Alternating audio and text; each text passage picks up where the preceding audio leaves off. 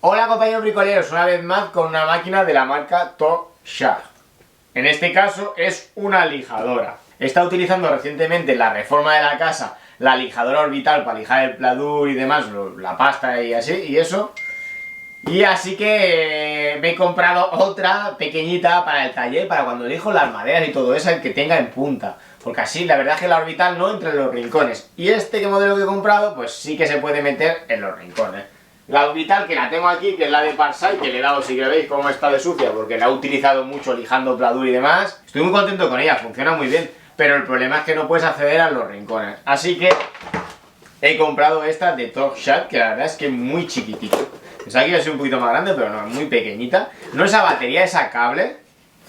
Y en este caso, que os dais cuenta en el paquete lo que viene, esta maquinita muy curiosa, si es que está muy bonita, la verdad es que estos ya hacen unos acabados muy buenos y máquinas de bastante buena calidad, ya veis, lo que es la parte de abajo es como siempre el velcro, es para pegar discos de velcro. Veis que chiquitita es, la he comprado por eso, porque es la mano y sobre todo para lijar maderas o entrar en los rincones, en los muebles y demás, que voy a tener que hacer varias cosas aquí de carpintería.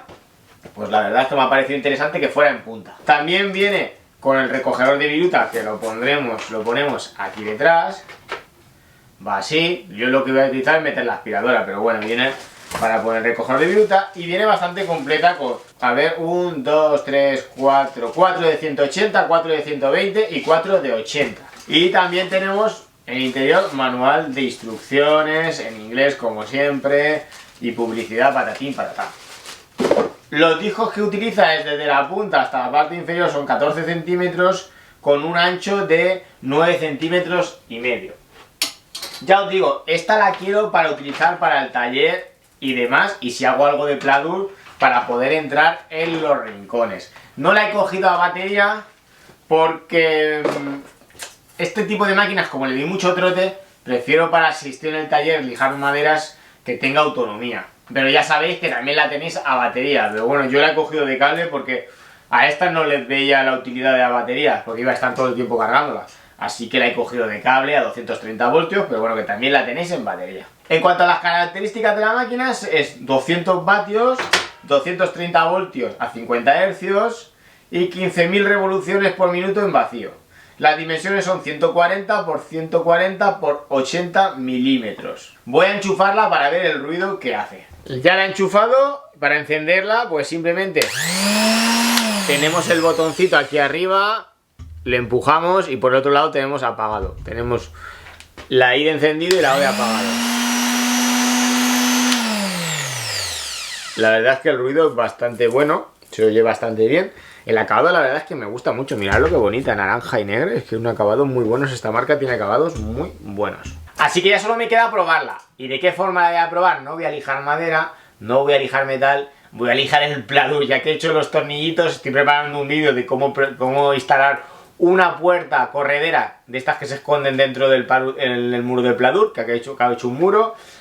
Me ha dado tiempo, tenía pasta y he tapado unos cuantos tornillos y demás, así que la voy a probar a ver qué tal lija esos tornillos sobre los rincones difíciles. El vídeo dentro de nada lo tendréis y así podréis hacer como yo, instalar una puerta corredera de estas que se esconden en los muros del pladur. La longitud del cable es de 1,5 metros, que no lo he dicho. Voy a empezar lijando, ya habéis visto que aquí ya puse pasta, y porque bueno, tengo que rebajar aún este pladur un poquito, así que voy a empezar lijando esta pasta y luego haré los tornillos a ver qué tal funciona.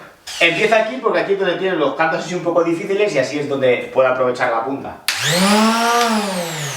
He puesto un grano de 120, así que yo creo que con eso será suficiente para lijar el pladur.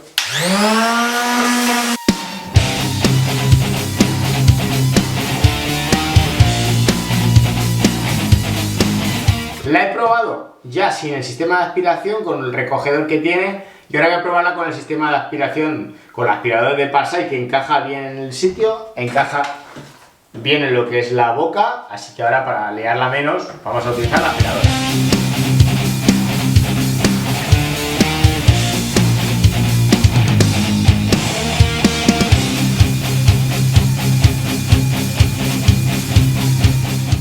Ha pasado la prueba para lijar lo que es el pladur, la verdad es que bastante bien.